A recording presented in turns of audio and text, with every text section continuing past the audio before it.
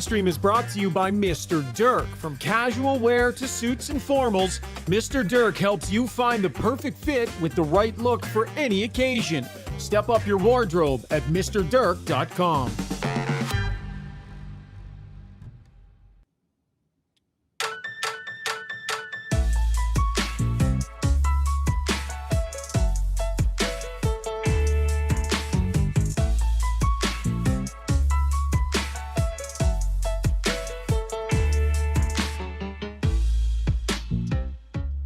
Call it a rematch. Edmonton Oilers, Florida Panthers. The Stanley Cup Final is set. The Oilers, with another fantastic all-around performance, pushes them past the Dallas Stars in 5 games. Is this team better? Peter Deboer thinks so. I think secretly the Oilers believe so as well. What say you? Let's get to it, shall we? Welcome to Got Your Back, folks. Thrilled to have you on board tonight. Brought to you by Play Alberta. When you gamble, use your game sense. Play Alberta makes it easy to set deposit limits, time limits, and more, so you can play casino games and bet on sports safely and securely, responsibly. Everything you need to know is at playalberta.ca. I am coming at you from my Dallas-based Adrenaline Diesel studio. Adrenaline Diesel is a Caterpillar-recognized and authorized dealer and repair facility for expert service for your Cat engine. Visit adrenalinediesel.ca. We got a loaded show tonight. We appreciate everybody on the live stream. We appreciate your patience. Took a little bit to get Sports Center duties done and dusted and back to the hotel. But the benefit is we get the whole crew right off the get-go. We got Brownie. We got Zuby. And we got Struds. Boys, here we go again. Stanley Cup Final coming up. Struddy, I believe you called this series, did you not? Did you not call Oilers in 5? I did, but I'm still recovering from my LA Kings win in first round 1. So I'm not coming off the top rope at you guys. I appreciate you acknowledging it, Shaugger, but I don't feel too good about that one. So yeah, I did have a feeling they were going to come out and play well. And take these guys down, but yeah, what are you gonna do, Brownie? Yeah, I mean, I thought, and we've talked about it, I thought the LA Kings were the toughest team that they met in the Western Conference. I thought the Kings, I mean, Struds picked them to win, but I felt that the Kings were capable. I thought they were a deeper team than the other ones. They were faster, they were more physical. I just think they were poorly coached, and that cost them in the end. Vegas is a good hockey club, but I thought the Oilers were better. What Vegas was good at, the Oilers also were good at, but they're just a little bit better at it. And the Dallas Stars, we talked about it before this series started. I thought the Jets would be a tougher series for the Edmonton Oilers because the Jets are physical. The Dallas Stars are not physical at all. And I don't think you can beat the Oilers without some physicality in your game. And Dallas had none. So I don't think this is a surprise, this win. And I think this is what we want, though. We want the 2 best teams, not just from this year. This is the 2 best teams from the last 2 years going at it next week in the Stanley Cup Finals. I'm a hockey fan, and there is nothing better than watching great hockey, and that's what I expect coming up, Edmonton and Florida. Zuby, fan check. Fan check, buddy. What's the mood? Well, the mood is what you'd expect. It's just so crazy how different the mood from even my own personal mood, with the Oilers down in game 3 to LA, down in the 3rd period, right? And me thinking, this is done. I wasn't a person who had them done after Stu Skinner came in and they lost a game to Vegas. I didn't have them done after they lost the first game to Dallas. Nothing like that. But in the 3rd period of game 3 of LA, I thought it was done. Yeah. So to be where they are now it's crazy. Boy, there's going to be some kind of postmortem here in Dallas. How about that post-game press conference by Pete Deboer? Those in-game decisions. I can't wait to break it all down, guys. So much happened in this game. Before we get to it, though, we got to keep each other honest here on the show. We always have done a good job of that, right? We call each other out on our BS. Struds, before we get started here, we're going to have to call you out on a little bit of BS here.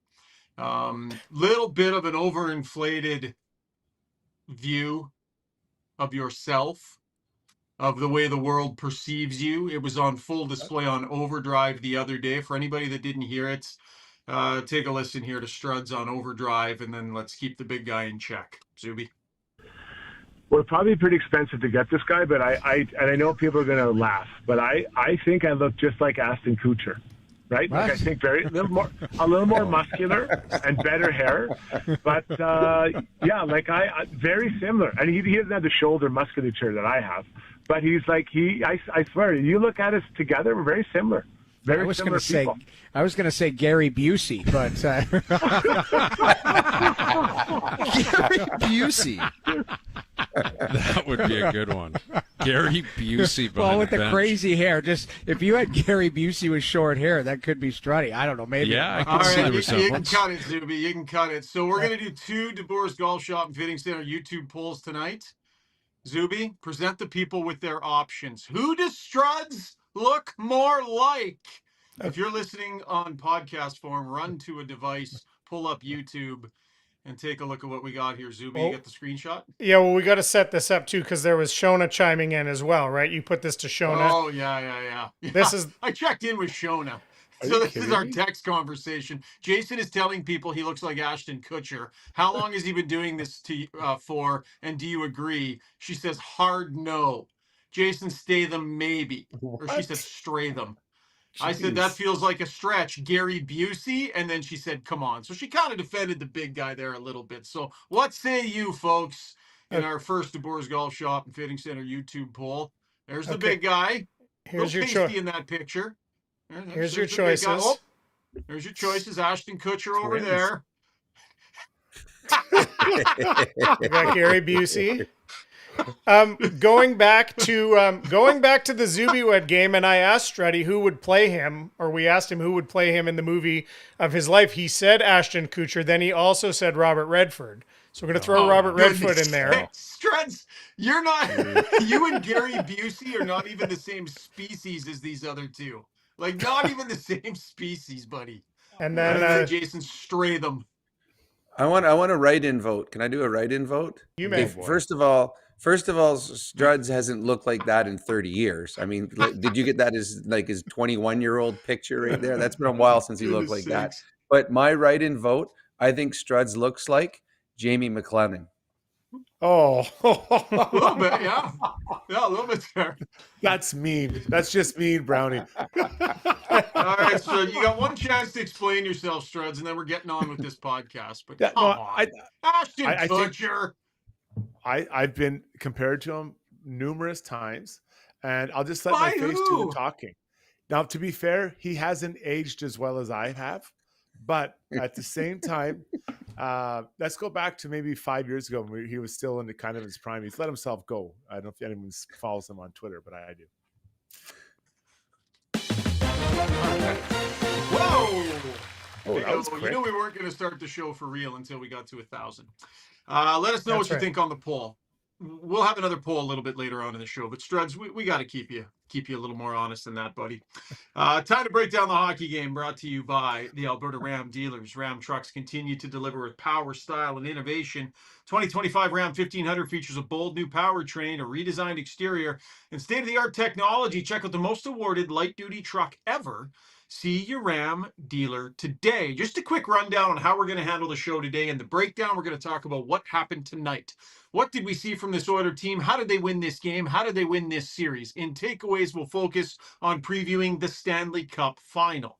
We will have brownie points. We will have Struddy's World. Special guest in Take a Lap. Had a quick conversation with Ray Ferraro previewing the Stanley Cup Final as well. So we'll get some thoughts from Ray a little bit later on and then ask us anything as well. So full podcast ahead, and we are looking forward to it. Struds, all 4 lines end up with an even strength goal in this game tonight. Depth scoring again on display.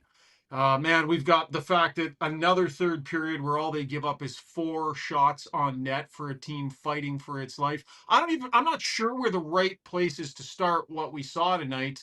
I'll just kind of say to you, what are you most passionate about what you saw from this team tonight? Well, the first 3 goal scorers were 2 guys that are on the, or should be on the 4th line, and then a guy who hasn't played in 2 months. Like, just think about that for a second. You know, you look at, just compare that to Dallas Stars' 4th line and what their contribution was. Now, I know Perry's further up the lineup, but Janmark was the 4th liner. Skinner is out of the lineup, and Perry's a 4th liner who's moved up because of injuries and good play by him. But that just is incredible. So you're done the first period up 3-1, and your best players really haven't touched the game, Brownie. Well, you're right. And if you're the Dallas, any team that the Oilers have played in the playoffs, and we saw that in the LA series, we saw it in the Vegas series, where Vegas, for example, they shut Connor and Leon down as much as anyone can. I mean, they had 6 points in the series each. I mean, that is pedestrian for Connor and Leon, and they completely shut down the Oilers' power play in that series. Yet they lost in 5. Like, that is unheard of. Like, if you were to say, okay, Connor and Leon, I mean, one of them's going to have 1 goal. They're both going to only have 6 points, barely a point a game, and they won't even score on their power play. Oh, we're winning in 5. And instead they lost in 5. So the Oilers' depth has always been a problem for the Oilers in the Connor and Leon era. Connor and Leon, they are 2 players that raise their games come playoff times. When the series is over, when the season's over, and if the Oilers don't win the Stanley Cup, they look back, well, their stars did what they were supposed to do.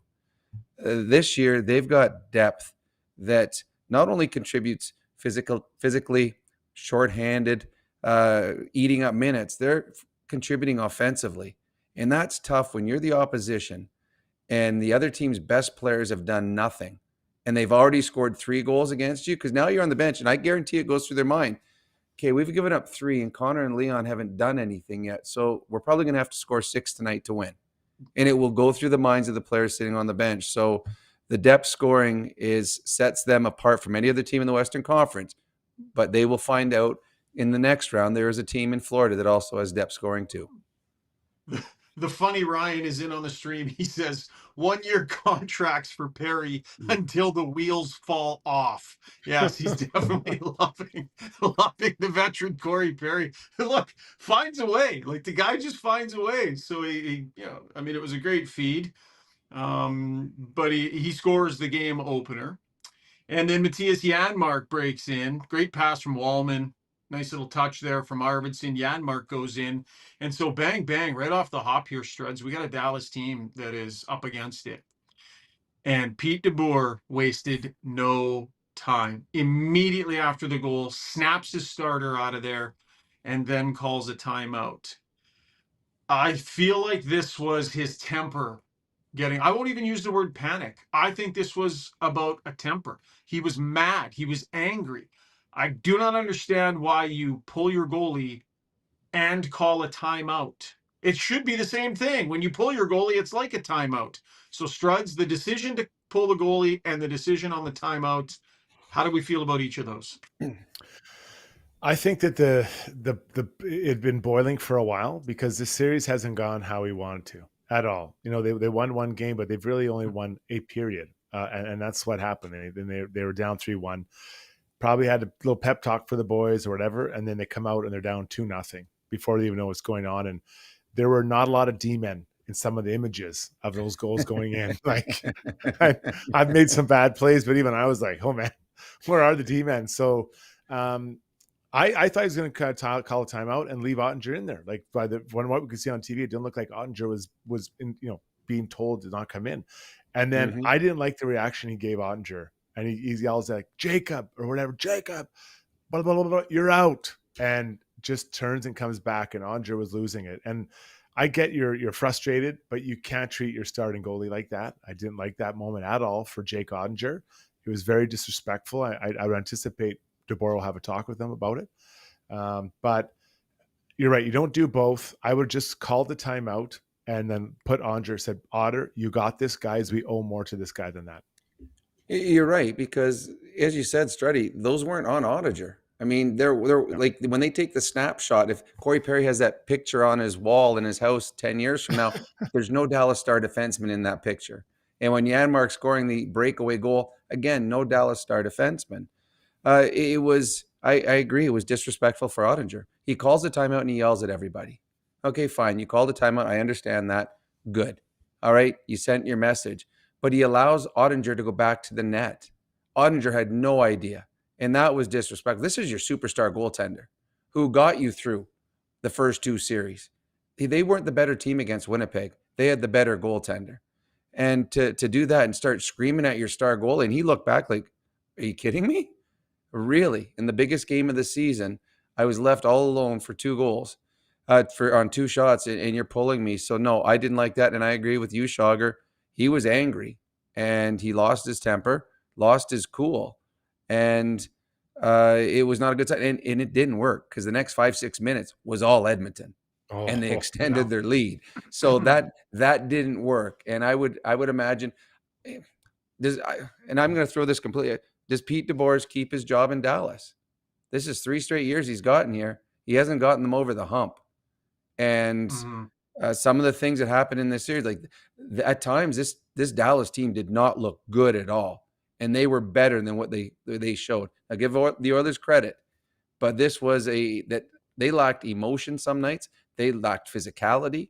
So I don't know if he survives it, but what they did with Oettinger was wrong. So there's what happened in game. And then there's after the game is over, you go back to the coach's room. You have time to gather your thoughts, have time to calm yourself down. You have to make the long walk through the arena down to the press conference area. You've got all that time. It's probably 20, 25 minutes after the game before you sit down in the press conference and have to answer the question. And it was the first question that Pete Deboer got. Our Weiss Johnson sound box presented by Weiss Johnson Heating and Air Conditioning. The summer weather's coming, and if you don't have an air conditioner yet, don't wait. Weiss Johnson is your home comfort specialist.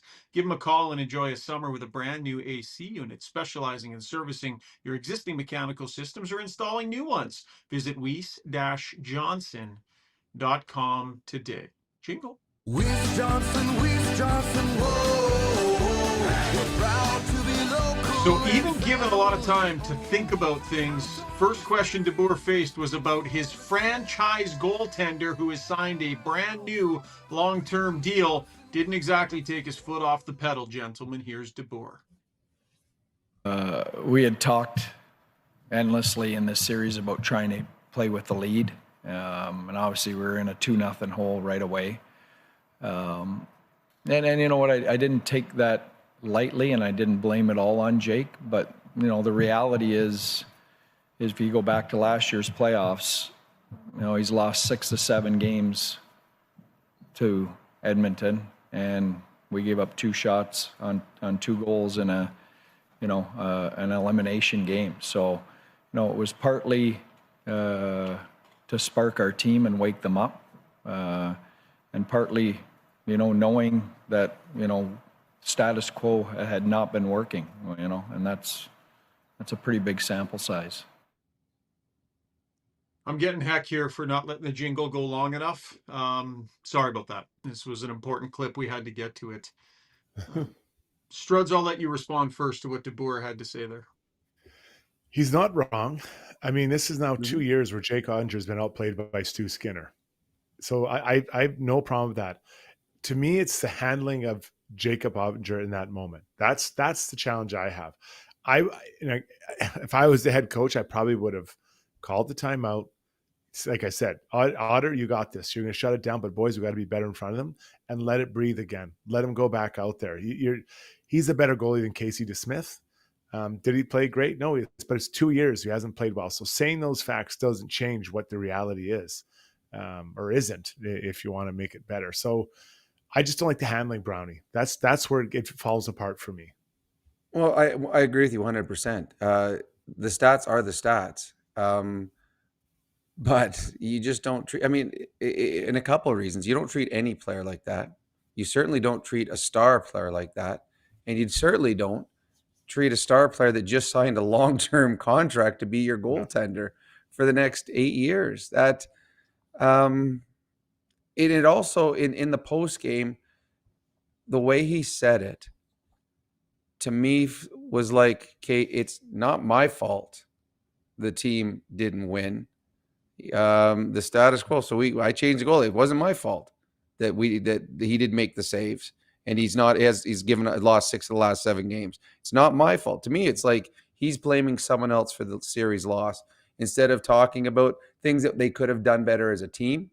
He kind of pointed towards him. I know the question was about it, but I think it could have been handled better in that situation too, because this is your star goaltender for the next 8 years. So I didn't like the way it was handled on the ice. I didn't like the way it was handled in the press conference afterwards. Peter Bauer chimes in and says, Deboer recognized the slope of that game. He took a big swing and missed. Can't help but respect the balls that takes. So the idea of the big swing, that's a big card to play, Struds. You can't play that card very often. You can't play it all the time. But the magnitude of this game, coupled with the previous performances from previous games where he'd stuck with him, he took a huge swing. Timeout, rip the group a new one, pull your starting goalie, and hope that you've sent a message that resonates. But as Brownie said, immediately the Oilers scored. Now what? Yeah, you know what? I might have gone a different way, actually. You know, I might have made the goalie change, try to talk to my team at that time because they weren't that far away from the first TV timeout. Then during the TV timeout, you unleash it and keep your timeout. Like, because you had to break the rhythm. The only way that the Oilers' rhythm got broken in that first period is when Brett Kulak fumbled the puck and they scored. That, other than that, because Brownie, you just said it, up to that point, there was nothing going on for Dallas, nothing. So the Oilers actually got stars back in the game with that play by Brett Kulak. Yeah, I agree. And to me, I thought Oettinger came off a good game. Game number 4 he played well.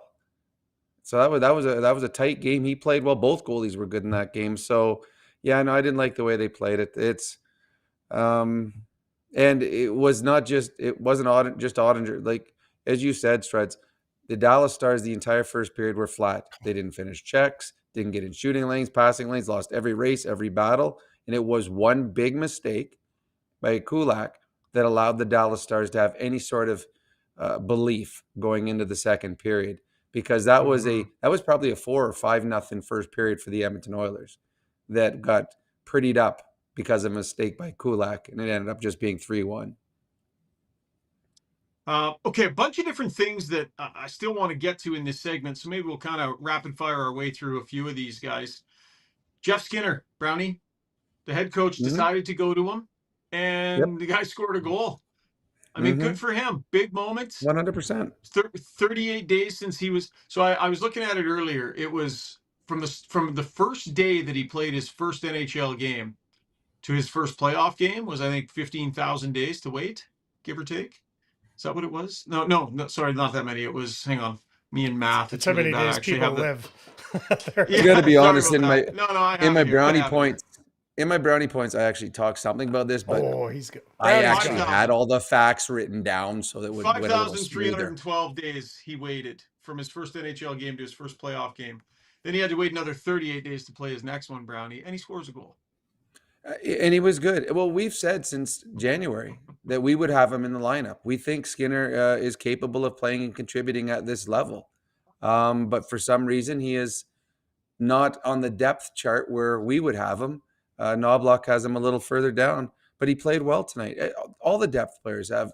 And any player that came into this lineup from the press box has come in with extra energy, extra jump. Nobody wants to go back to the press box. Every one of these players, Struds, feels something special is happening in Edmonton. They want to be on the ice in their equipment for game 1 and game 7, whenever they win the Stanley Cup championship. They don't want to be coming out of the dressing room in their dry equipment. They want to be part of it. So everyone that comes in the lineup is making their best case to Chris Knobloch, saying, hey, I want to be in this lineup starting Wednesday, June 4th against the Florida Panthers. And I thought Jeff Skinner made a very good case to be in the lineup that day, and probably did outplay a couple other players, but good on him. I'm happy for him, a guy that waited a long, long time to enjoy this moment. I guess the challenge for him is, when Connor Brown comes back, who comes out, right? And I think that ultimately is going to be his undoing, I'm guessing. Yes. But he had his moment. He had the moment that we've kind of been talking about here. Yeah. So Connor McDavid, in a moment where the Stars were pushing, they'd drawn themselves back in. They had some good pressure, scored a goal, got themselves right back in it. And then Connor McDavid goes and does that. Leon Draisaitl after the game was pretty blown away. Zuby, what sound do we have do we have Draisaitl talking about this McDavid goal? No, we have Perry talking about it. We got Corey Perry talking about the McDavid goal. Okay, we'll go to that in just a minute. But Brownie, I want your take as the resident speedster on the podcast. How impressive that was what McDavid did there. Well, you can tell. I mean, Connor scored hundreds of goals, but you can tell when a star player, someone that's done it before, realizes he had something that was something special. By the way they celebrate, like that celebration after the goal, you go, okay, that was good. I know it was good. To me, it's easier to have a breakaway while being chased than to have a breakaway with time, because when you've got time, all these things go through your head. He's being chased by Rupee Hintz, and give Hintz credit because he kept up to him. So when you got a player chasing you, now it becomes instinctive. There's no thought process because you're just thinking the whole way in, stay away, stay ahead, stay ahead, stay ahead. And then when he gets in there, his instincts take over. And the move he made in so tight against DeSmith, he had DeSmith go completely. DeSmith was sliding out of the net to McDavid's right, and McDavid just goes left and just tucks the puck around the pad for a wide open net. Leon, you don't have the sound bite because Zuby said it wasn't there, but Leon said that might have been Connor's best goal he ever scored. He said that was incredible. So when pure goal scorers say that was an incredible goal, you realize the magnitude of that goal at the time in the game with Rupee Hintz chasing him. He made DeSmith look silly on that. And that's not a slight against DeSmith. That's just how good that goal was in that moment. Yeah, I can't add anything to that. You nailed it, Brownie. Absolutely nailed it. Let's hear from Corey Perry, Weiss Johnson Soundbox.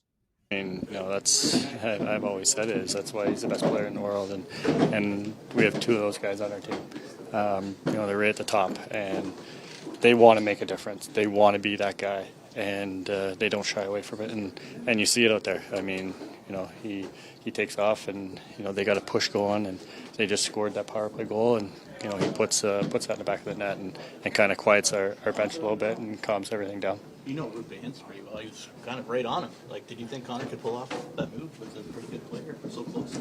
Coming down. Connor can do that. Yeah. That's a Connor McDavid, kind of play, and that's just the player he is. What I liked about that breakaway from McDavid, I mean, the breakaway speed is impressive. And I don't know, Brownie, you tell me if you would sort of recognize this or if I'm overthinking it. But when he approached the goalie, sensing there was someone on his back behind him, he started it on his backhand, which meant his body was protecting the puck from where the attacker behind him was. Mm-hmm. So when Hintz was reaching to what would have been McDavid's forehand. So his initial reach, his stick wasn't there. And then when his stick moved, that's when McDavid brought it over to the forehand. So Connor kind of instinctively started that whole thing on his backhand, maybe sensing he had an angle that was protecting the puck by doing that. Well, and that's what I mean when he scores the goal on DeSmith. It was an instinctive move because he is thinking of how to protect the puck from Hintz. He's not thinking of what move he's going to make. His whole way is like, okay, I got to stay ahead of him. And when a guy's fast behind you because you can feel him. You can feel the pressure. So the whole way down the ice, he's trying to keep the body positioning so that Hintz can't get around and touch stick on puck or stick on stick and just knock it off. So yeah, 100%. And then there's probably 7 players in the world that have the hockey IQ the same as Connor. Leon would be Kucherov, McKinnon. But those players in that moment, they only have this split second, as much as a blink. Now that's where the move comes in. It's like, okay, I got the guy holding him, boom, around the goalie. That's why DeSmith has absolutely no chance on that. He can't read it because Connor McDavid didn't come up with it until there was no time left, and he walked around DeSmith. That is as pretty a breakaway goal as you're going to see, because when you watch it in slow motion, see how close the puck was to DeSmith when he went from one side to the other, it's like, oh my. It's like it'd be like Struddy going out against a grade 4 goaltender, and you go in really slow, and then you just pull it to one side and then go around him. That's what Connor McDavid just did to an NHL goalie. Probably grade 2 goalie. And I'll tell you one thing really quickly about that goal. At full speed with a player on his back, you figure he can only shoot, that he doesn't have a deke in him at full speed like that in all likelihood. And that's why I think you saw DeSmith go so far in the wrong direction. It's really hard. You just and that's obviously Connor McDavid is another level, and that's why. But the expectation is probably that guy can't deke at full speed with a guy right on him.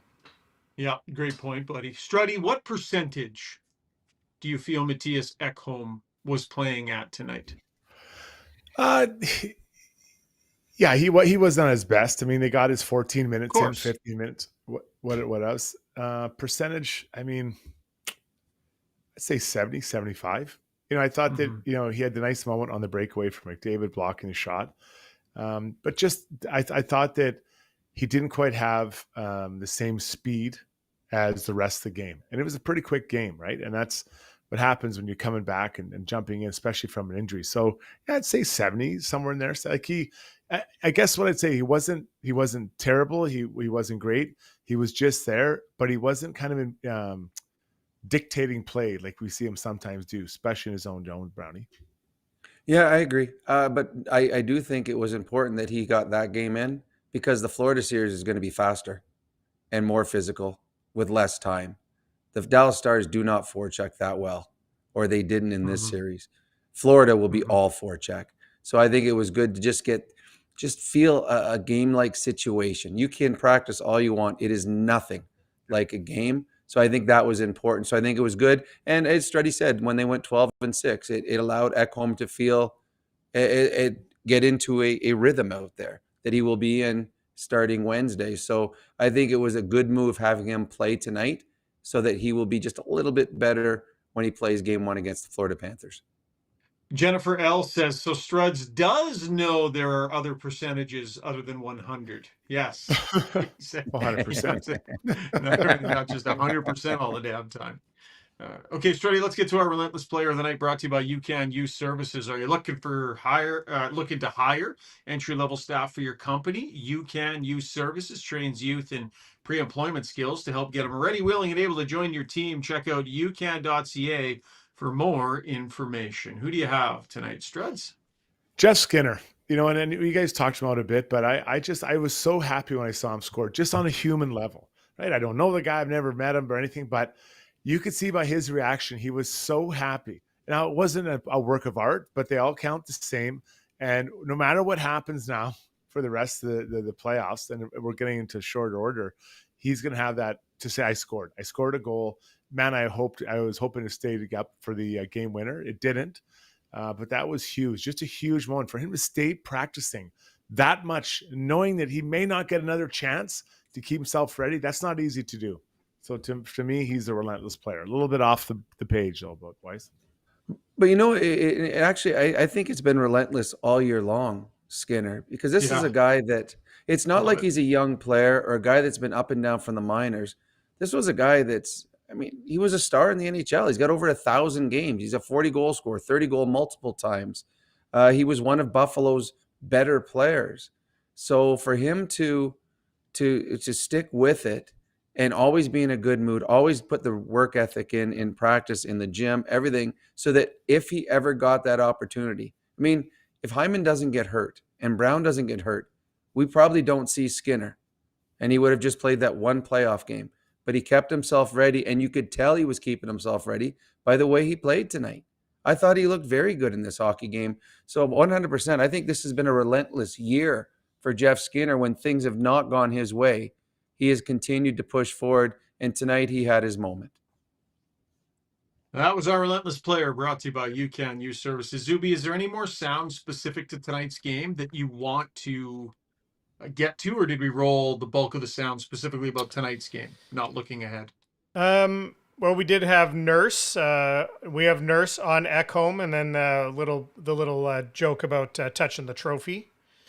So we've got okay. Here's 25. He stepped right in and was his usual Ecky self, solid all over the ice and making the right plays. He's great to have back, and as a D-man, always fun to play with. Your 6 guys that started the playoffs hadn't played together all year. Can you just make a thought on what the contribution that you guys did on the blue line and how it, I guess, back a better term, can make it there? Yeah, I think we've been looking forward to having the opportunity to all play together and see our D core as a whole. And it was was a really good game, hard fought game tonight by everyone. That everyone went out and tried to win their shift, and then for the most part did. So it'll be fun, and hopefully we carry the momentum and the cohesion into the next series. Find the differences. David did touch the trophy this year. Was that planned? Did you know about that? Were you okay with that? What did you think? No, I was just watching it. I got to touch it too. So yeah, it was small thing. On to the next. Yeah. Almost looked to me like McDavid asked Perry, like, what do we want to do here? But they grab it confidently. It does not matter either way. Does not matter. I trust you guys both agree. You're not superstitious in that way. I know why they did it, but it does not matter. Sure. We'll see. We'll see 3 weeks from now, won't we? Yeah. It does. Yeah, it doesn't matter to someone on the outside, but I think those guys inside, you do have those things. Like it's, it's hard not to get a little bit caught up in it. Mellotron says Rishaug's got the OG Trivago guy vibes going tonight. I don't know what that is. Zuby, what's the OG Trivago guy vibe? The Trivago commercials, the travel site thing that everybody. Oh yeah, that guy. Oh, okay. I'll take that. Yeah, I'll take that. Sure. Good looking dude. I think it's something about the shirt and maybe the collar open here. The deep V. Strud, a little too deep. I think they call it plunging. Plunging neckline. Okay, let's wrap it up. When we come back, takeaways. We'll preview the Stanley Cup Final, or Oilers and Florida Panthers for a second straight year. Great audience. We appreciate it. Thanks so much for joining us, and lots more to come here on Got Your Back, presented by PlayAlberta.ca. The Hot Honey McCrispy is so back at McDonald's. With juicy 100% Canadian raised seasoned chicken, shredded lettuce, crispy jalapenos, and that completely craveable hot honey sauce, it's a sweet heat repeat you don't want to miss. Get your Hot Honey McCrispy today. Available for a limited time only at McDonald's. Choosing the right health and dental coverage can feel overwhelming, but Alberta Blue Cross is here to make it simple. Their user-friendly website features a free quote tool to guide you through choosing your plan, or you can chat directly with one of their specialists for personalized help. Every plan includes access to personal, nutritional, and financial counseling at no extra cost. Visit ab.bluecross.ca/personal to learn more. Specializing in heavy-duty commercial truck powertrain repair, performance, tuning, and part sales, Adrenaline Diesel's professional team is ready to assist you with all of your needs, from the simplest oil changes to engine conversions, overhauls, and engine modifications. Featuring an all-new online parts store and machine shop to manufacture, replicate, or repair parts, visit adrenalinediesel.ca.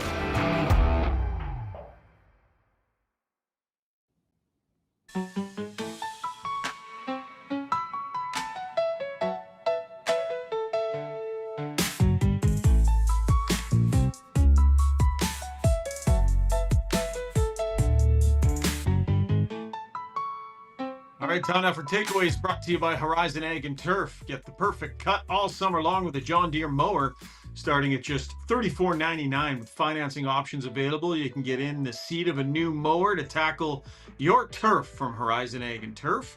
John Deere has been mastering mowing for 60 years. You can sit back, relax, and enjoy the smell of fresh cut grass.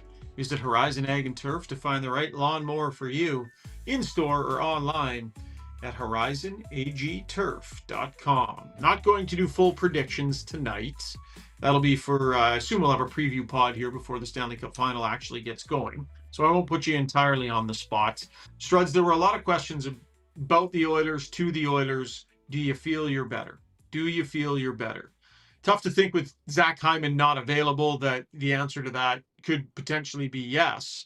And let's factor in Zach Hyman not being there, Struds. But do the Oilers carry a better team into this year's Cup Final than they did last year? Their D is better, and I think that makes a big difference in the way they're moving the puck. Really is important, right? Klingberg, Wallman, they're different players than Ceci, and they move the puck better and quicker, and they make better plays breaking out of their zone. So I think, to me, the back end has been a difference maker through all three rounds, Brownie. I agree, but I also throw in that they're playing better. I don't know if on paper they're better, but the entirety of the group is playing better. Kane is playing better. He was injured last year. Corey Perry is playing better than he did last year. Skinner, outstanding in this last stretch since he's come back from sitting out. They just throughout their lineup, I just think they're playing better than they did last year. It's been. I know that Knobloch talked about it in his presser afterwards, and so did Connor McDavid. It hasn't been a roller coaster of highs and lows ever since Game 2 against the LA Kings. The Oilers have just played good, mature, fundamentally strong hockey. There weren't these big dips where they were really good one night, then bad the next night, and they didn't have to face the games like they did against Vancouver, where elimination games. It was just they've had an even keel. It's almost as though, okay, our expectation for ourselves is we will be playing against the Florida Panthers on June 4th. We are just here, just check this off. This is Game 4 of this series. Okay, let's go to the next series. So I just think they're playing better than they did last year without any peaks or valleys since Game 2 against the LA Kings. Zuby, we have that clip from Connor McDavid talking about the difference in this year's team. Yeah, you betcha. Let me get it. Okay, here we go. Well, I think we were better off, or better for going through last year. It was a great learning experience, and it's really driven us all year. I think this run has felt different than last year. It's felt very normal. It's felt very, I don't want to say boring, because it's not boring at all, but just a little, it hasn't been as emotional. We haven't had the highs and we haven't had the lows. Just kind of been steady. And I think that's put us in a good position. Those games can be emotionally draining. We're not drained. As Bob referenced, we've got lots of depth. We've got as good a chance as they do. Yeah. The other thing I want to add here, gentlemen, is that I believe this is the healthiest that Connor McDavid and Leon Draisaitl have been this deep into the playoffs. And I would have said that probably coming into this conference final too. Like, I think these guys are some bumps and bruises, no question. But Struds, fundamentally, these guys both, it would seem, do not have the types of injuries that are going to get in the way of them being able to be who they are. And last year, that was not the case.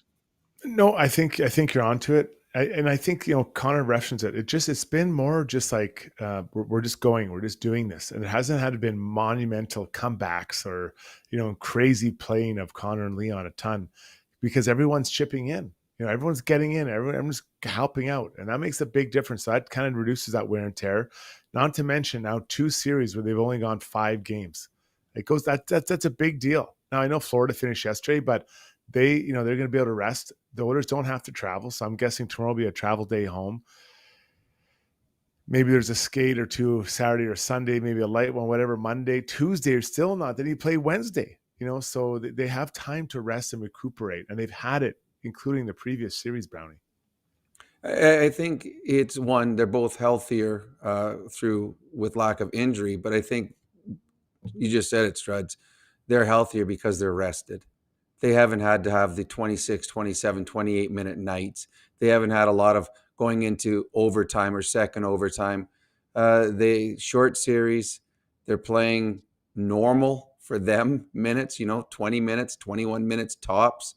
They haven't been extended. And that is because this is the hockey team is playing better than they did last year. They didn't have to lean on these 2 as much because they can put Trent Frederick out with 3 minutes to go in the game, or Janmark, or they can play Skinner, or put Coles in. There is a trust in this team that you don't have to always throw Connor and Leon on the ice to win hockey games, because there's other players that are capable of contributing in different ways. So they are healthier because they are very well rested. And again, we'll do this more in depth in our preview pod, but just running through what the Florida Panthers are looking like up front. Rodriguez, Barkov, and Reinhart, top line. Reinhart's been in and out, a little bit injured here and there, but he was back in. Verhaeghe, Bennett, Matthew Tkachuk. We know Tkachuk has also been banged up. Now, Luostarinen is a good player that's been on their third line. He is dinged up. We'll have to see what the status is of him. Lundell, and Marchand on that third line. And then AJ Greer, Noshik, and Gadjevich. We'll see what happens, who ends up coming in if they do have some guys that are banged up there, Struds. But what is your initial instinct when I rattle off those lines and you think about what the Oilers have put together here? Well, the fourth line of the Oilers is way better. And I don't know which one is the fourth line. Is it Henrique or Janmark? But I think that fourth line is much, much better than what the Florida Panthers have. Up front, watching Florida, Tkachuk looks to me like he's playing on half a groin or something. Like he doesn't have a lot of mobility, and that changes what that line looks like. Now Bennett is a really good player, but I think that's something to look at. I think the Reinhart situation as well. Well, how does he feel? How's he moving? That looked to me like a knee brownie. I don't think it just heals in a couple days. So I think those two guys are people to look at, Tkachuk and Reinhart, and what they can do, because last year they were both good in the finals. They were. They have a healthy Barkov, who wasn't healthy the entire series against the Oilers last year with the big hit from Draisaitl.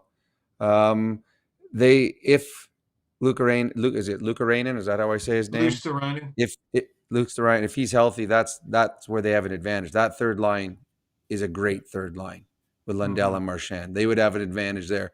The Oilers may have the advantage on the fourth line. The Florida Panthers would have the advantage with the third line. Barkov is one of the best in the world. He one of the best two-way players in the world. And he will see a lot of Connor and/or Leon, whoever they decide to put him against.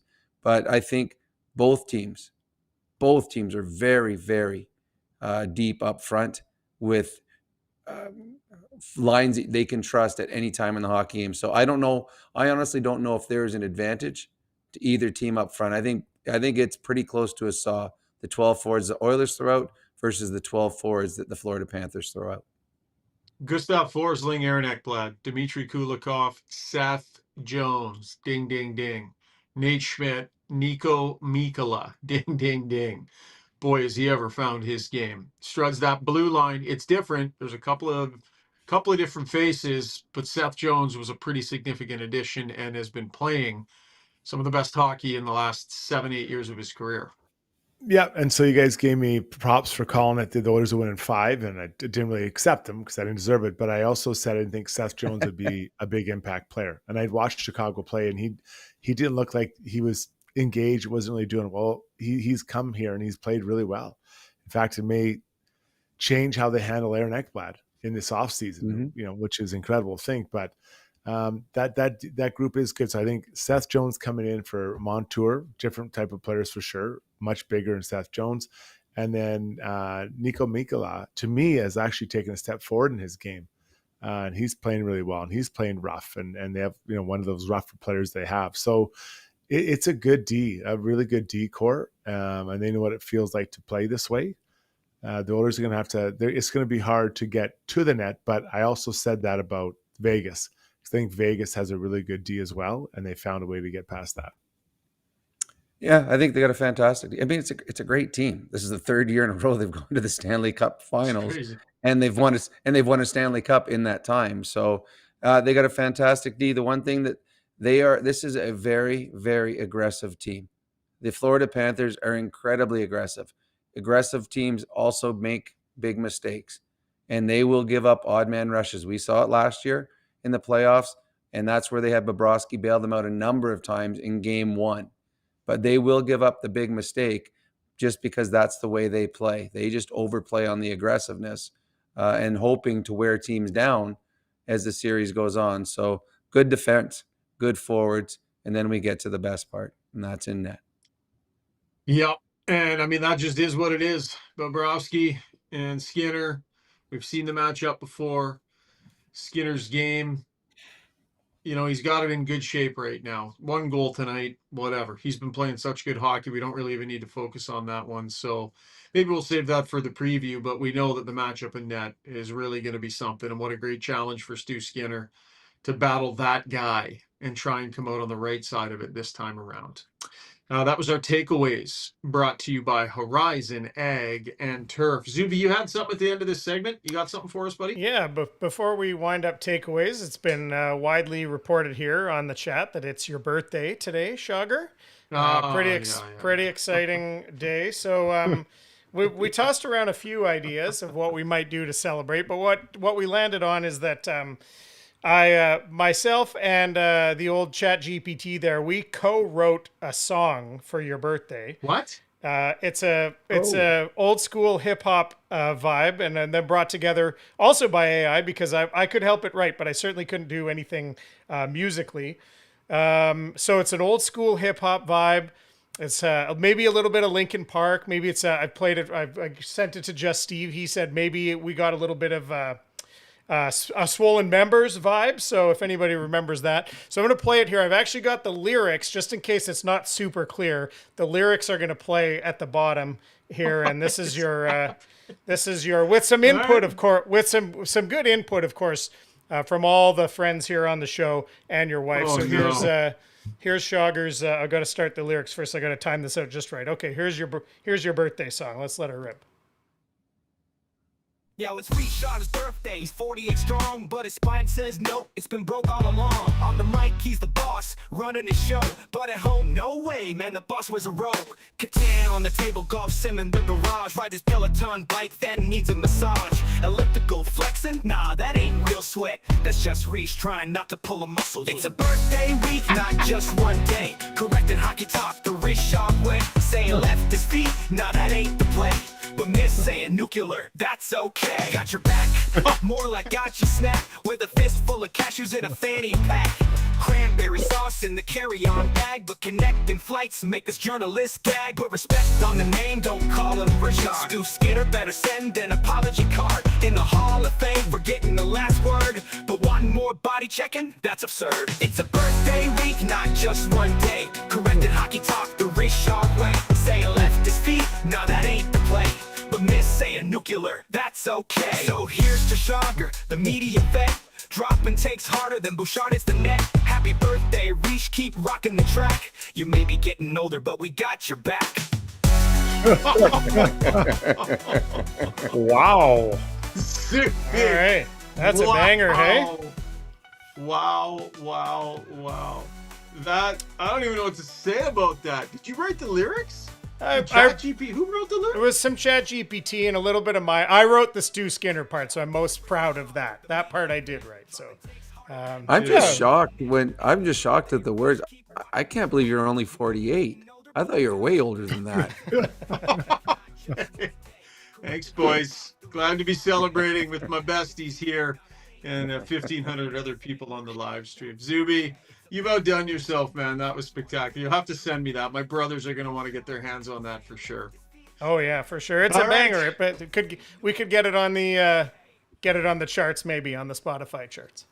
Love it. All right, you might as well play us out to break with that. You're listening to Got Your Back here, presented by Play Alberta. Yo, it's Rishaug's birthday. He's 48 strong, but his spine says no, it's been broke all along. On the mic, he's the boss, running his show. But at home, no way, man, the boss was a rogue.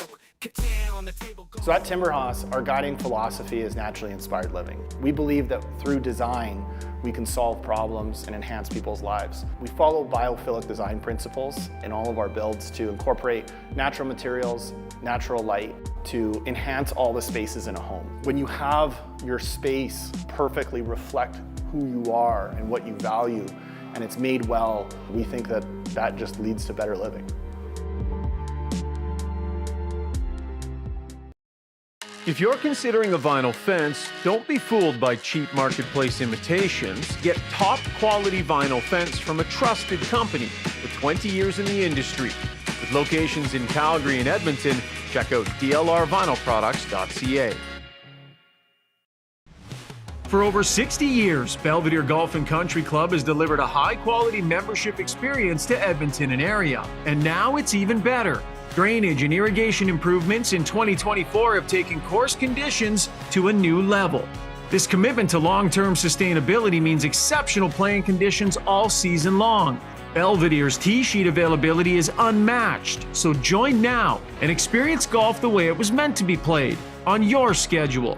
Visit belvederegcc.com today. Cast, are we doing one? Never mind.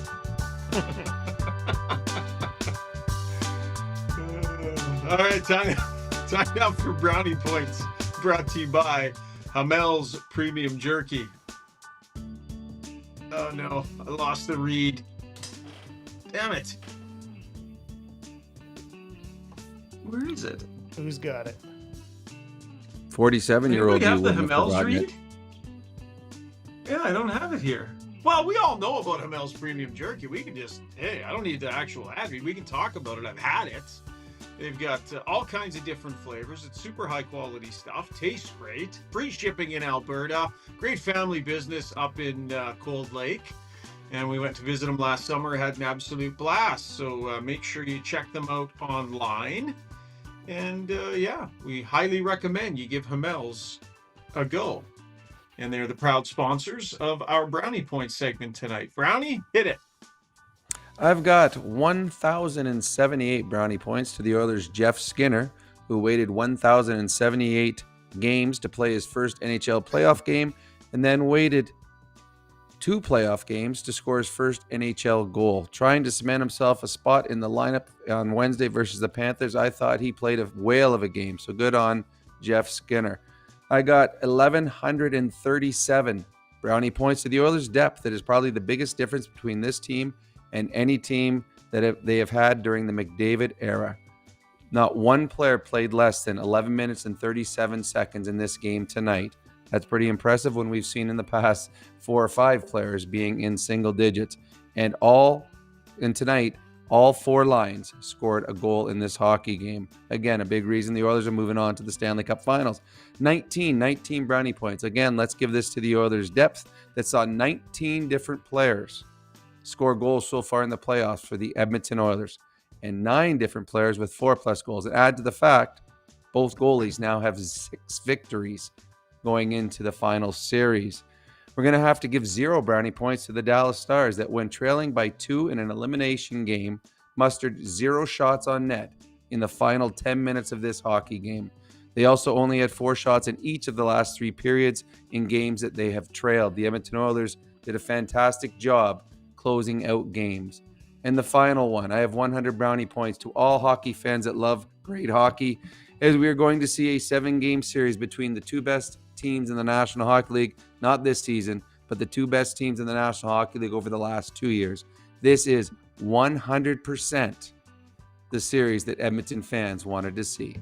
And those tonight are my Stanley Cup final brownie points. Brownie, I want to do that thing I do sometimes where I lobby you to give away or take away points. So I want you to go into it with an open mind. Don't just automatically say no. I think you need to take some brownie points away from Struds. For what? What? Okay, so you got an open mind? Why? So I've always got an open Strudwick mind. goes. I don't. Jason Strudwick goes on Jay Onright's show last night, and Jay Onright literally places it on a tee for him to absolutely obliterate me on the show. Could not have teed Struds up any better. Zuby, I think you have the audio. And this is the best that Struds could do off the cuff with a chance on national television to rip me. Something he does with regularity on this show. And this is what he does, Brownie. Take a listen to this. Oh, so many thoughts. I mean, Ryan Rishaug has the intensity and the ability to rebound of a wet piece of I guess, toilet paper. I mean, he doesn't rebound very hard. He doesn't dig down and grit. Now, he had an incredible junior career. When you look at his career, I think he had 20 games, well over +1, maybe an assist in that time. He's where he needs to be. Jay, I'm not trying to be mean. You know what? I love the way you talk about your whole time in Slave Lake and all that. But Ryan Rishaug, he is where he needs to be. He couldn't compete. He can't compete. He can't even compete for if you asked him to beat him in a 100-point bowling game, he wouldn't be able to do that. He would be unable to contribute the longevity that game required. Ryan Rishaug, former WHL star. That is D material on the national stage. That's the best you could do, Brownie. Brownie, like, But you understand it. It's so easy to make fun of you that sometimes it's harder to not. So I think that's what Struds was doing. He's like, okay, I'm going to try to not make fun of Shaugger. And I think you did a really good job, Struds, restraining. So you know what? You're right. I am Don't give him. I am No, giving you can't give 48 him brownie points. points for not for- making fun of Shaugger on his 48th birthday. So congratulations, Struds. Thank you. Thank you. Let me just explain myself. When they played the video, and for whatever reason, I couldn't see Jay. I couldn't see anything. I couldn't see the video. So I'm commenting on something I didn't know was coming, and B I couldn't see. So I mean, I was stumbling around in the dark trying to figure it out what to do. You were What it stumbling. was. I thought you did a really good job, Jason. I thought it sounded really You were smart. stumbling and bumbling. Brownie, why have you decided to pit yourself diabolically against me in every discussion? No. Why have you made that choice? I'm just trying to be fair to everybody. I want everyone to win. That's I not want fair. both teams to That win. wasn't fair to me. That was fair to Struds. That was not fair to me. Like, I'm tired of this seriously, dynamic. do you actually have video on your computer right now? Do you see how far undone your shirt is right now? Yeah. Okay. Roll the animation, Zuby. It's time for Struddy's World. Brownie, we're gonna talk, buddy. We're talking. When you make a mistake, heads should roll. It's not right. And I'm here. Someone has to put their foot down. Now that I say it out loud, it does sound a little crazy. Gotta look good.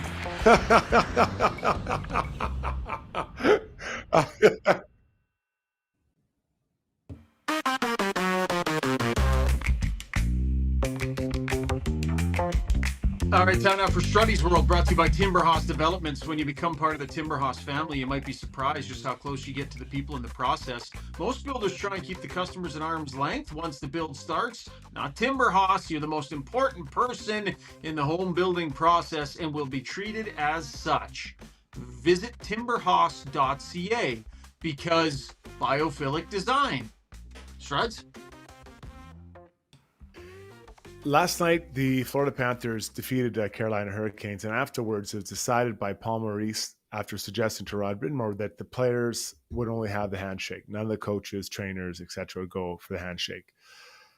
So it caused quite a bit. It was newsworthy. People talked about it a lot. I've been thinking about it, and people asked me what I thought about it. This is what I believe. A coach can do whatever they want, or a player, they don't have to go shake hands or whatever. But I do think it's nice when an opposing coach can have a moment with players that he coached against. I think back to when Carolina, I think it lost to Boston. Rod Brind'Amour had a really nice moment with Chara. I have no idea what they said, but he could tell it was genuine, respectful. And I think that's an opportunity for the opposing coach to say something to a player he coached against. Yeah, you're not on the ice blocking shots and fighting them, but still you're scheming against a player to make him struggle or to find his weaknesses. So I think it actually gets quite intimate in that moment. So listen, if they don't want to have coach in their life, it's fine. But I do think that moment with everyone else, or a coach with their players or opposing players, I think is really, really timely, Brownie. I agree. And I heard Paul Maurice talk about it, and I understood a lot of the things that he said, and I agreed with Ott.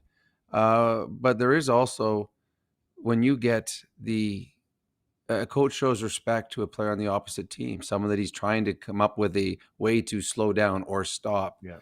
And even as players, I mean, most players are still young men. You feel good when, a veteran coach comes up and says, you know what, you showed me something I never saw. And or just those words, it does mean something to a player. So I have no problem shaking hands with the coaches. I enjoy it. And as a coach, I think you'd want to say something to some of those players. Said, hey. So it's cool. The thing that I thought was odd, and I'm a big Paul Maurice fan. I really like him as a coach, and I love listening to him talk. I just thought it was odd that he approached Brind'Amour after the game. Nobody likes to lose, and it would have been an incredibly, it's a bad time. And all of a sudden you're about to go shake hands and the other coach says, hey, let's just stand here. I have this idea. Why don't we just stay here and not shake hands with the players? And you're already pissed off because your team lost. And you're like, hey, what are you talking about? So I thought it was odd the time that it was done. That would be something maybe at the beginning of the series. One of them floats out in the press. You know what I'm thinking? And then over the course of the year, over the course of the series, they can decide it. But I thought it was just an odd time to bring up to the other guy who just lost. It'd be one thing if Maurice lost and said, hey, this is what I want to do. But when the winning coach says to the losing coach, why don't we just stand up here and watch them shake hands? I just thought it was a little bit of an odd situation for Rod Brind'Amour to be in. I completely agree. Completely agree. It was a bit of an odd thing, and I like Paul Maurice a lot. Very media friendly, good guy. But I think overthinking it in that moment and made it awkward, bordering on kind of some questions about how respectful was that, whether, and I know he would never have intended that, but definitely didn't love that moment. We want to know what you think. So we'll get to our Deboer's Golf Shop and Fitting Center poll. That, of course, is brought to you by Deboer's Golf. Golf season is, well, it's here. So dust off the old clubs, get ready for the year, grab new grips, a new driver, run out a whole new set. Deboer's has you covered. Locally owned and operated. They've been in business for over 25 years, and they're ready to help you play better golf. Visit them on the corner of 53rd Ave and 99th Street or at deboersgolf.com. Zuby, I know we got to wrap up the other poll real quick. The Struddy lookalike poll. Where did we land on that? Struddy versus Jason Statham, Ashton Kutcher, Gary Busey. Was there another one in there? Robert Redford. Robert Redford, right. Yeah, this one might surprise you guys. Gary Busey, runaway winner, 44% of the vote. Ashton Kutcher, second at 24. Oh yeah, I can get the shots up again. Is there a ringing in the show, or is that literally my ear that's doing that? I think that's your, oh my God, it is like, it's almost twins, you and Gary. I can see that 100%. So these were the choices. Like the other ones. So Gary Busey, 44%, Ashton Kutcher, 24%, Jason Statham, 21%, and Robert Redford, only 8%. I'm a little bit surprised. I feel like there's something in the jawline there that I thought that might happen, but I guess not. Sorry, Struds. Struddy, back when you had hair, you made odd decisions with it, hey? Like you had more to work with there and some odd, I don't know. That's a bit of an odd one. When was that picture, Struts? How long ago was that? Probably 10 years ago, maybe. Age hasn't been good to you. Well, the last couple of years. Ben Goliath says it's the forehead on Busey that seals it.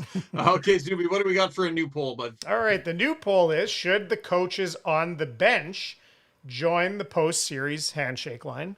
Yes or no? And I might have to get my ears checked after, because I'm really having a ringing, like a pulsating ringing in my one ear. So, but I got Just Steve telling me the feed is clean. So I don't know. I might be, maybe I need to get the Q-tips out. Yeah. Or maybe mix in some sleep now and then, Zuby. How would that be? That should fix it. All right. That was Struddy's World, brought to you by Timber Hoss. Quick check on the rest of the show here. I'm going to go. I got a wake-up call in about 4 hours, and I got an early flight to catch home tomorrow, so I'm going to bounce. When we come back, these two gentlemen will do core adjustments. And then I had a quick chat with Ray Ferraro previewing the Stanley Cup Final. We'll do that and take a lap and ask us anything as well. So get your questions in for Struds and Zuby in our Ask Us Anything segment. And I will take off, guys. I'll see you in a couple of days. Wonderful job, Zuby. That birthday song was phenomenal work. Thank you. And thanks to all of you for joining us here on the live stream. We'll check in a couple of days and have a good finish to the show, boys. See you later. Happy birthday, pal. Happy birthday. Happy birthday, buddy. Thanks. At Gallery Dental, we believe in blending exceptional care with artistry to create the perfect smile for you. From routine cleanings to advanced cosmetic procedures, our team is dedicated to providing top-notch care in a relaxed and comfortable environment. With state-of-the-art technology and a passion for perfection, we ensure that every visit is a positive experience. Join the Gallery Dental family and let us help you achieve a smile that you'll love to show off. Contact us today at secolandentistry.com.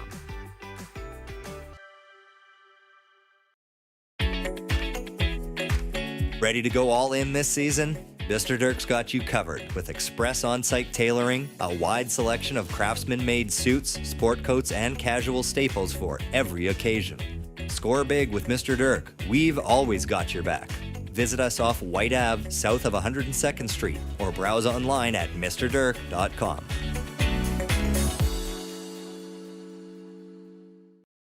Join over 250,000 Canadians who have upgraded to Canada's best mattress. Douglas is proudly made in Canada and ships directly to your door for free. Douglas is easy to set up. Enjoy perfectly balanced comfort, and an easy-to-clean machine washable cover.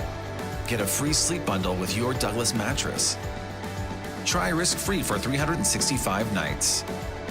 Get your Douglas mattress today.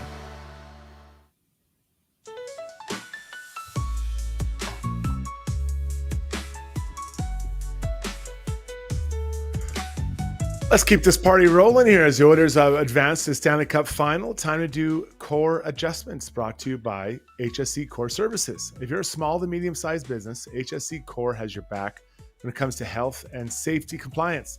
From creating and managing a tailored health and safety program that meets all legislation and core requirements, HSC Core supports clients' operations every step of the way. Visit www.hsccore.com. That's HSCCOR.com for more info. Brownie, Brett Kulak today with the return of Ekholm. He was playing on the right side with Darnell Nurse. He had a couple wobbles with the puck, although the first one, he was actually on the left side, which is a little bit ironic. But this is something I think that he's going to have to get used to, and Oilers are going to have to keep going with. And he has played well on that right side in the past, but I think this is really something that they have to kind of sort out, because I don't see any other way to put this group together, Brownie. Yeah, I agree. And I think he's the best at moving over to his opposite side. He's done it, and he's done it comfortably. He did have a couple wobbles, but I'm pretty sure at the end of the game, they showed he had the most ice time of any player for the Edmonton Oilers today. So the coaches were still seeing something they liked in his game. He moves so well. He's a safety valve for Darnell Nurse. He makes the right plays most of the time. I mean, there was a couple wobbles in the game, but I think Kulak has been excellent throughout this season, and I don't know if there really is a second and third pairing on this team. I think they are interchangeable. I think Wallman and Klingberg and Nurse and Kulak on any given night can find a couple extra minutes from the coaching staff. But Kulak, what you love about him, Struds, is his skating. He skates himself out of trouble.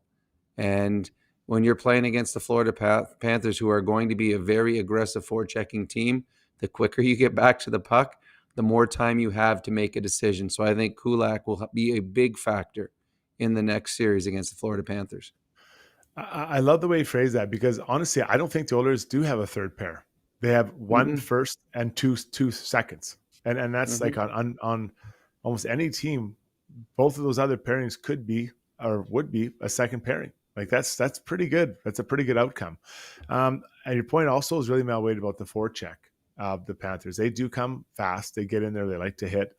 But so did Vegas, right? And I was surprised how well Klingberg played in that series and how he was able to move the puck. He and Wallman really were zipping that puck around.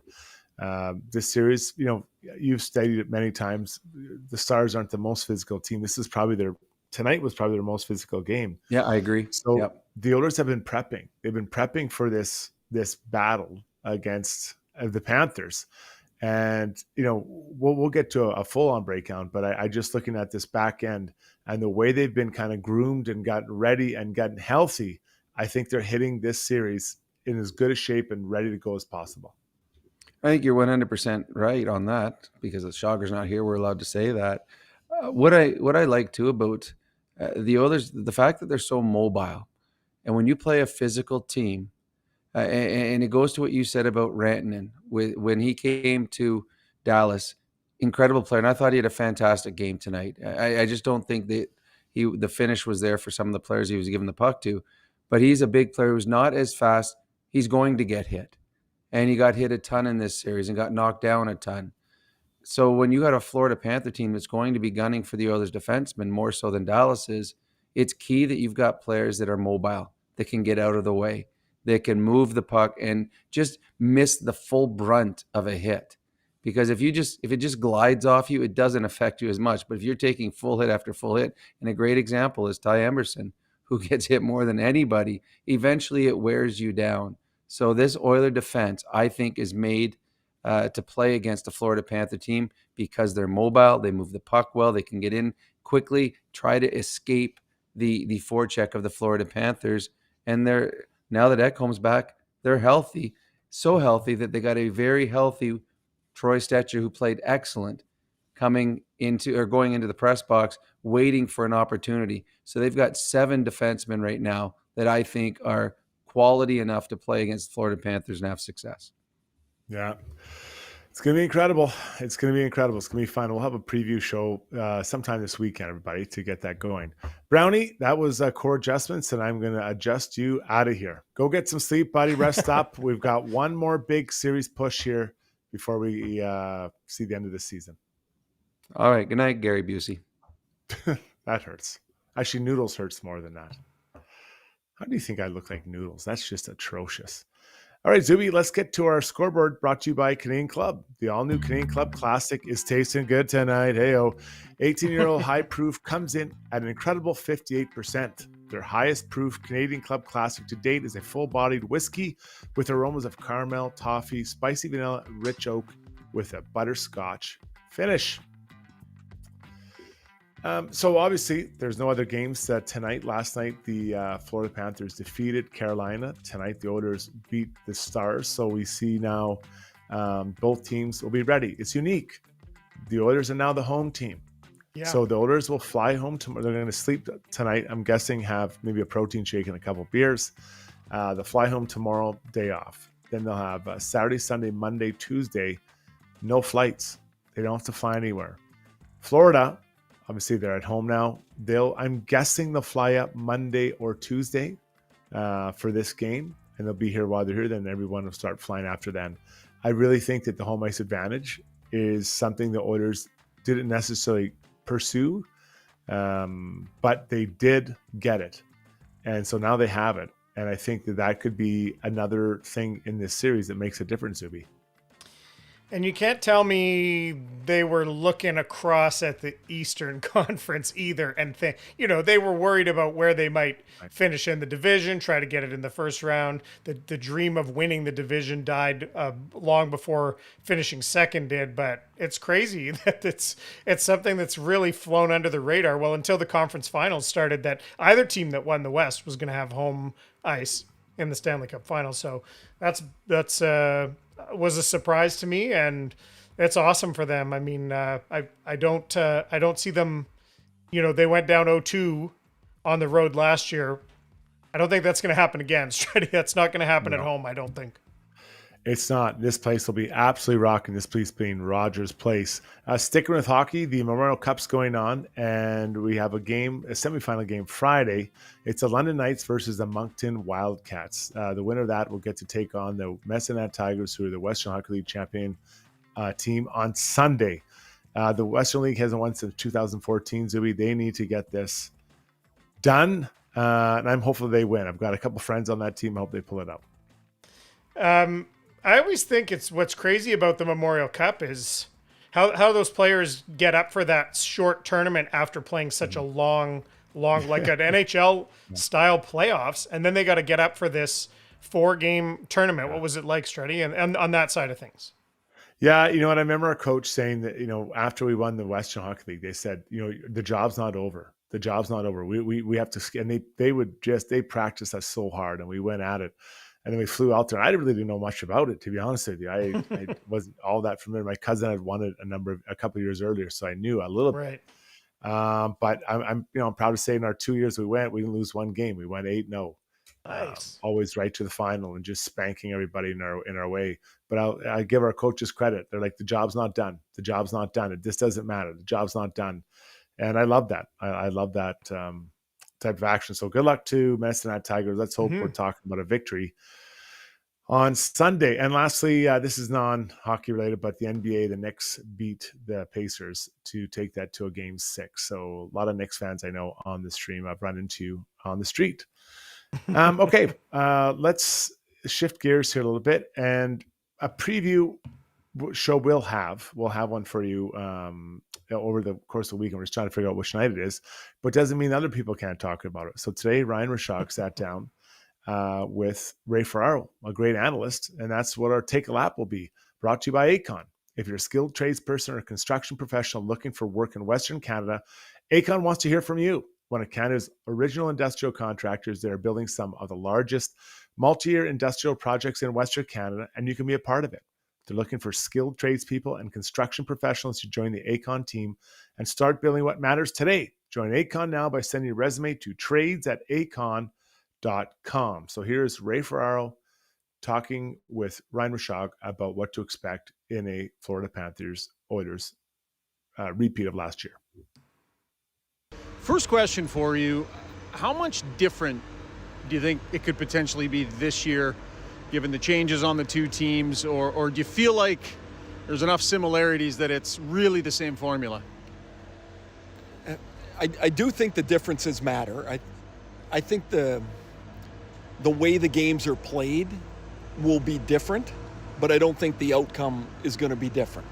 And I don't mean that Florida wins. I mean that I don't see somebody winning in 5 games. Right. It's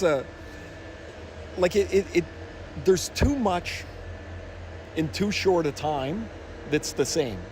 And I don't think somebody will get out 3-0 in the series.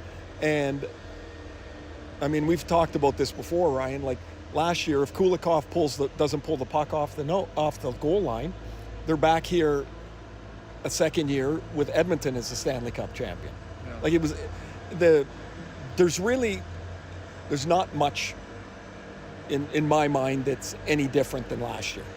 Hyman is a huge loss, yes. And in a series like that, he would be able to be a difference maker.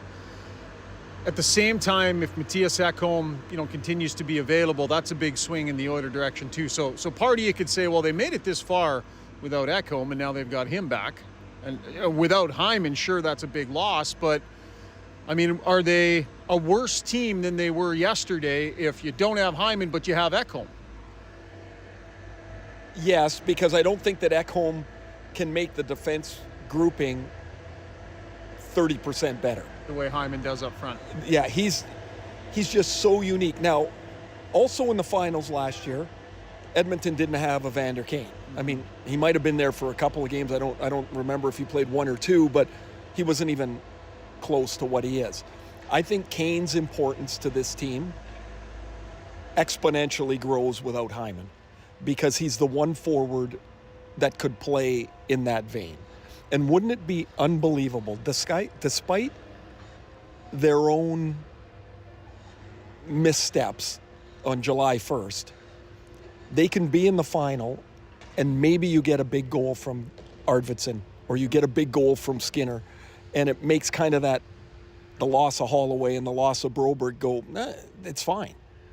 Because I look at the Oilers and I'm like, could you imagine if they had Dylan Holloway up front like that, or if they had Philip Broberg? Like these are big losses. I know right now it doesn't matter because they're in the place they're in, but given the loss of Hyman, Holloway would really be. You're just grinding on Oilers fans right now. People are just losing their marbles right now. Facts are facts. I mean, you can debate it, and you can tell me these other guys are similar, but they're not.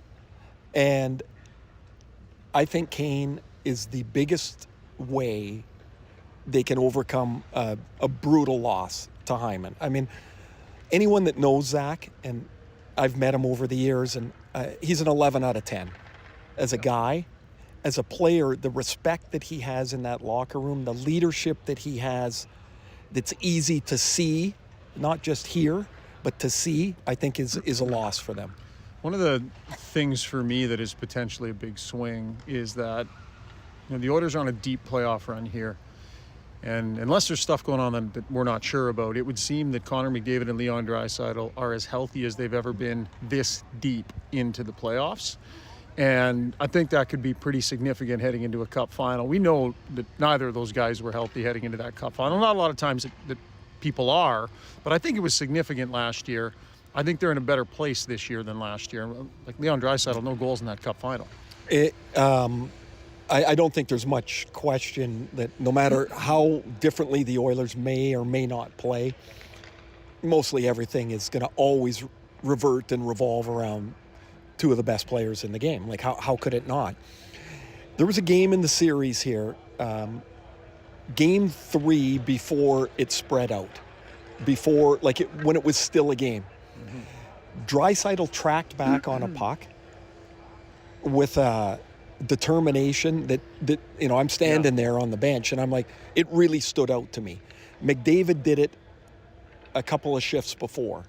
And I'm like, it must be inside when you get that far and lose what you must need to do next. And the old story about the Oilers and the Islanders is a great example of that, right? They walk by and they thought, man, we gave everything. And then they see the Islanders and they're all banged up and they're like, oh, we got something else to give. Yeah.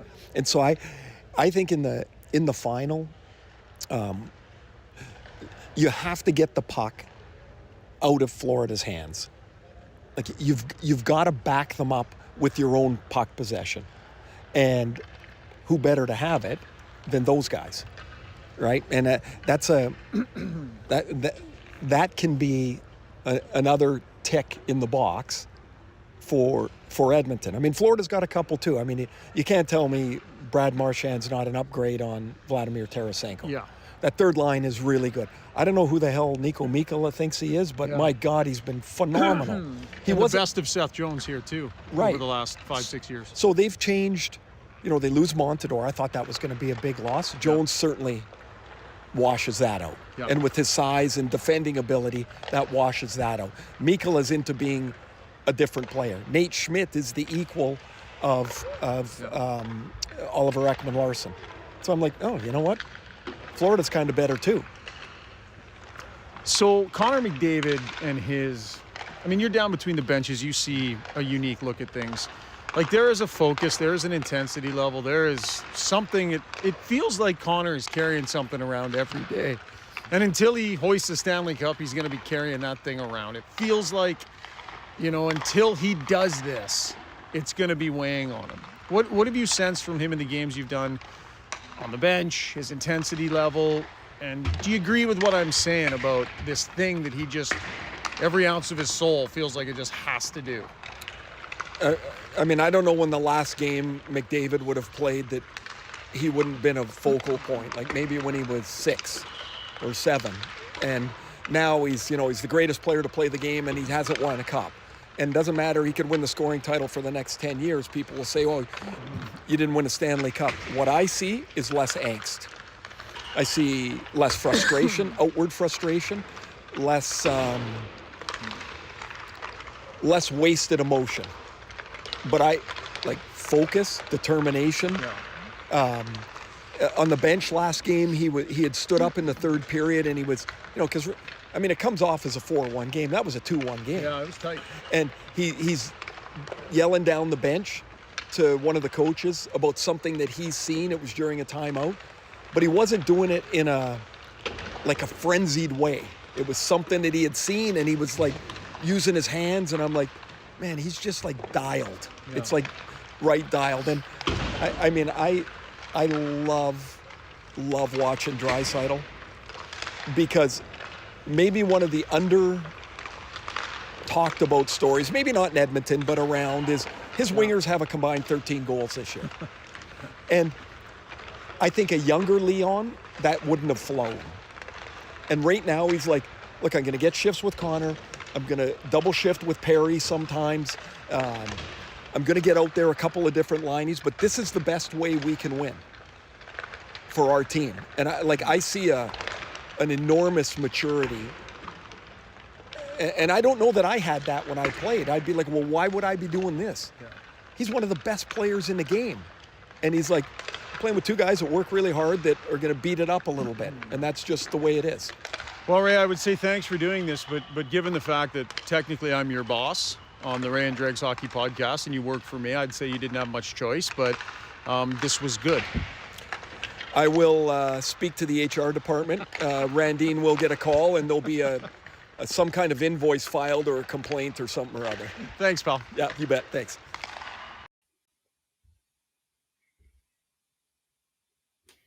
That was Ray Ferraro. Great stuff, great insight. Now let's get to what you want to know about and ask us anything, brought to you by Mortgages by Bernilla. If your mortgage renewal date is just around the corner or coming up in 2025, let us know. Don't just roll over and accept the bank's first offer. With the right strategy and timing, you could take advantage of rate drops, saving you thousands and keeping more money in your pocket. Why pay the banks more than you need to? Get expert advice and smarter options. Contact Maria Gallus today at Mortgages by Maria. Zuby, what do the people? We have a great stream tonight. Thank you for tuning in. Tons of subscribing going on. So if you haven't subscribed yet, subscribe to us and give it a thumbs up for big Ryan Rishaug's birthday party podcast bash. Yep. And we'll wrap up this other poll really quickly here as well. The secondary poll: should the coaches on the bench join the post-series handshake line? Yes, 87%. No, only 12%. So most people in agreement, I think, largely with, I think, where you and Brownie were coming from as well. All right, let's get into some questions here. And by the way, we almost had to, I don't even have a 2000 sound effect, but I think I'm going to have to get one because we flirted with it tonight. I think we had 17 or 1800 at one point in time. And those subscriptions, if you're listening and watching and you're not subscribed yet, we're getting really close to 7,000, which gets us, imagine if it happened to be a big game here in the finals, down in the annals forever, Struddy wearing the big rack hat, the big elk rack for the entire show. And there's some nugget that comes out of that show that's replayed forever, and people will ask, why is he wearing that hat? It'll be all because of you. Okay. Aussie Oiler wants to know if you have a relentless player of the series. We've done these in the past. Ooh. Nuge. It would be Nuge. I think Nuge has brought it. Did he have a point tonight? He might not even have a point tonight, or maybe 1 point. But either way, I think he's been so good through here, carrying a lot of offense for this group. And that's a great pick, obviously, and I'd have to play my goalie card and give it to Stu Skinner. Fair point. For the full series, all 4 wins, 4 in a row, gentleman's sweep. Okay. Mellotron says, how about the parallels with this team, the Oilers' first Cup team in '84, and this team, both in a rematch, both back to back, the rematch and losing the first time around. The new kids on the block. There's a new bunch on the block. Struddy, what do you think of that? Well, I do think that there is that element of understanding what it takes to get there, what it feels like, and all those experiences, right? The media, the pressure, the other teams, all that, and then learning how to manage it. And Connor said it tonight. We're more under control here, and so I think that is definitely an advantage in the Oilers because Florida had it last year, the Oilers didn't. Now both teams will have it this year, and I think that clicks the Oilers closer. That and the home field advantage. And you know what I even noticed tonight? They won in Game 6 against Dallas last year on home ice. But when the game ended, that was a big celebration. That was a big celebration. We're going to the Cup Finals.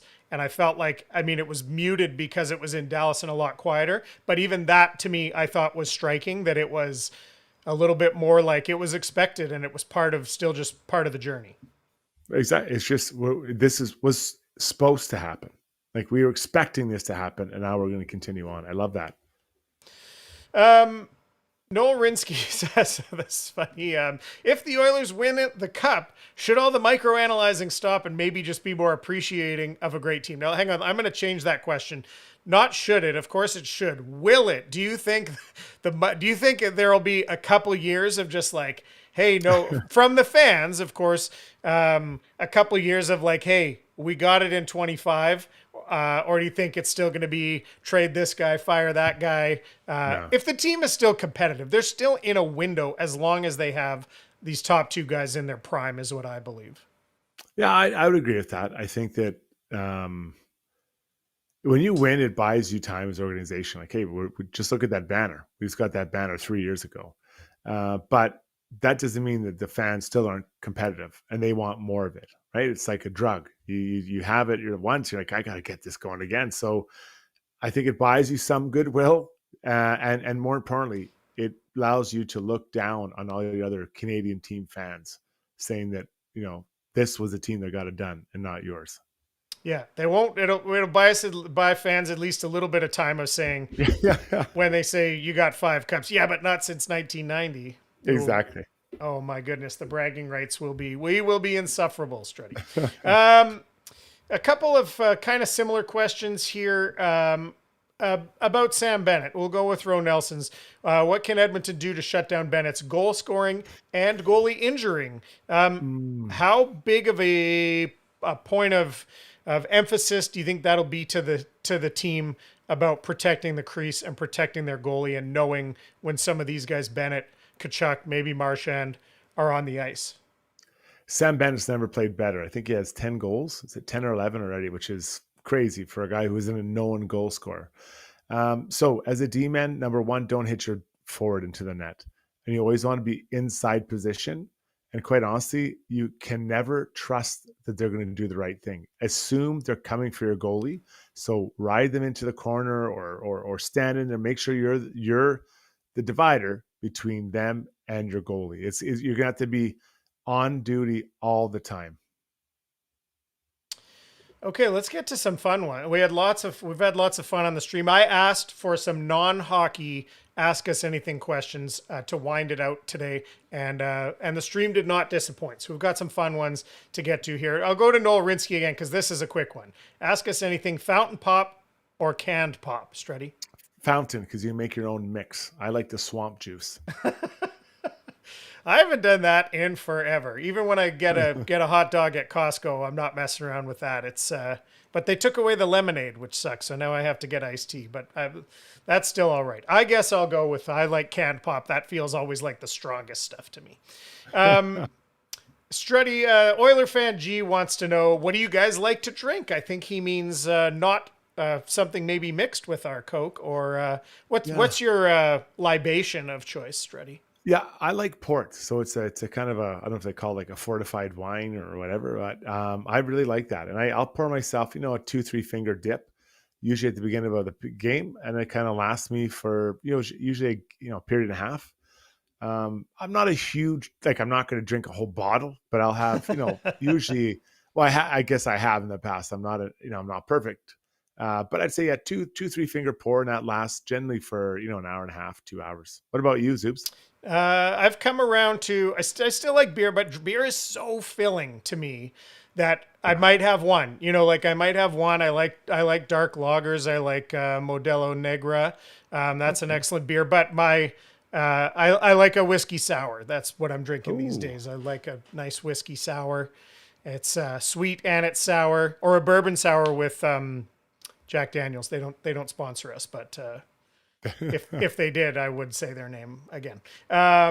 Okay, here's a good one from Polly. Polly wants to know, Struddy, what's your worst restaurant dining experience of all time?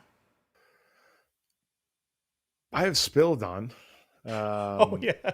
Yeah, I was. I went with. It was at a kids hockey tournament. I was sitting there, and the waiter or waitress, I don't remember which, spilled the tray of drinks on my back. And I didn't mind. I didn't mind it. What bothered me, it wasn't the moisture. It wasn't the fact that it hit me. It was how sticky I was the rest of the night. I was so sticky. And I wasn't even mad. She's like, "I'll buy you drinks." I'm like, don't worry about it. It's not a big deal. But I was sticky. And I had to go home and shower, and I had flip-flops on. It gets you in your feet, I was like, when you're walking, it was ugly. So that wasn't even that bad. I had a similar thing. Same thing happened. I was wearing a white dress shirt at a pub, and the server dropped a tray of Caesars on me. So I was like pink and red from the whole thing. And then we ended up ordering. Then we were like, that sounds like a good idea. So my friends and I, then we ended up ordering some Caesars. And because we didn't freak out or get mad or weren't, I ended up getting a girl's phone number from the next table who saw us and was like, that was so cool that you guys didn't, weren't like mean to her. I was like, well, it was an accident. And I'll tell you a quick story about when I worked at a restaurant in West Edmonton on 170th Street. I won't name it, but you guys could probably figure it out. Anyway, just a quick story. This wasn't didn't happen to me, but I was working there, and we had on a lunch rush. If a cook ever cuts their finger, there's a procedure. They're supposed to wash it, put a Band-Aid on, and then put a finger condom over top of it. And this guy was cut himself, went off, was doing the procedure, can't find the finger condoms, and they're like, "Hey, we need you back out here." And he goes, "Okay, well, I got the Band-Aid on, so all good." So he goes back to the line, finishes the lunch rush. He's working the pans on the pastas and stuff like that. And when lunch rush finishes, he looks down at his hand, the Band-Aid's gone. So he knows it's he knows it's in there somewhere. And basically our manager brought everybody in the whole restaurant and basically said, there's probably a Band-Aid in somebody's food. And as soon as it's found, get me immediately. And they did. It was in somebody's dish. And the manager went over and said, you can stay here in this seat until we close today. And whatever you want to eat or drink, this was at lunchtime, lunch rush. Yeah. Whatever you want to eat or drink for the rest of the day, if you feel up to it, is free. And he did. I think he stuck around. He drank all afternoon and stayed and had dinner. And, so it was not disgusting. Yeah, pretty bad. Okay. This is a good one for you, Struddy. Oilers diehard says, ask us anything. Did Struddy buy his dream car after getting his first NHL contract? I want to know this too. Yeah, so I got it. You sign your contract after you're drafted, and no, I didn't do anything special. In fact, when I didn't even have I had a truck. I sold it, and then I flew off to my first training camp, and I got sent to the minors. And I bought a used Jeep Cherokee, and a green one. And I remember then it wasn't that. It wasn't that expensive, and I wasn't making a lot of money, but I ended up paying it off before the end of that year. That tells you how much it was. So I wasn't making much in the minors. And so I had that car for quite a while. And then when I finally signed, after a couple of years in NHL, I bought a Tahoe, a new one. And that was the first car I ever bought. It was new. So pretty lucky, pretty cool. That's cool. I forgot that Neil Garrity on the stream, I worked with him at Earl's, and he's just saying he remembers that Band-Aid thing. That was it. Oh, I didn't name the restaurant. Not that it matters. They did. Everything was done as well as it could have been, and the guys did a good job covering for it. There was no harm, no foul. Of course, that predated cell phones and Twitter and stuff. Maybe it would have been a different story. Okay, we're going to do two more here to wrap it up. Our friend Kayla Weethorn, who we have heavy hearts for tonight, as a Dallas Stars fan, but she joined us again. She wants to know, do y'all have any pets, kitty cats or puppy dogs or the sort? Do you have pets, Struddy? I don't even know this. I've got a dog. Yeah, got a dog 4 years ago, Aussie Doodle. Her name's Ruby, and we're pretty tight. She and I spend a lot of time together walking around. Usually she's here with me doing the pod, but she went to bed. So what about you? I did know that because there's the picture of you in the bed with her. So I did know. Yeah. I have a family cat, and his name's Oreo, and he's really the kids. He belongs to my kids more than anything. They call me grandpa to him. They're mom and dad to him. And he's a nice cat. He was from the he's a tuxedo, black and white, obviously, named Oreo. He was from the Humane Society here but just recently he ate a bunch of string, and he had like a $2,000 surgery. So I kept every day I was working with that. I kept looking at that cat, and I said I could have bought 20 more cats instead of having you. But I do like the cat. He's my friend. Okay, last one. I did run this long, but I love these questions that we got from people. Not My Name says, what was the best concert you ever attended? Page and Plant in Wembley Arena and Taylor Hawkins Tribute Show in LA for me. Hey, those are pretty good. Those are not just great. Those are notable events, not just great concerts. Yeah, and great locations. I didn't really like concerts. I had a bad experience when I was younger. Just had to stand up for a whole concert. The Cranberries, I didn't like it. But for the Cranberries, wow. Oh, the Cranberries, yeah. It was awful. But the concert was good, but standing up was terrible. I remember the concert. It was in Chicago at the arena there, and my buddies got me tickets to see the Rolling Stones. And that was a concert that made me like concerts again. Right. Sorry, where did you say that was? Chicago. Oh, wow. In their building, whatever it's called, the United Center. United Center. That's cool. Stadium shows can be really, or rather like, what do you call it? Like outdoor, like big venue shows can be cool, but sometimes an arena show, there's just more connection there, right?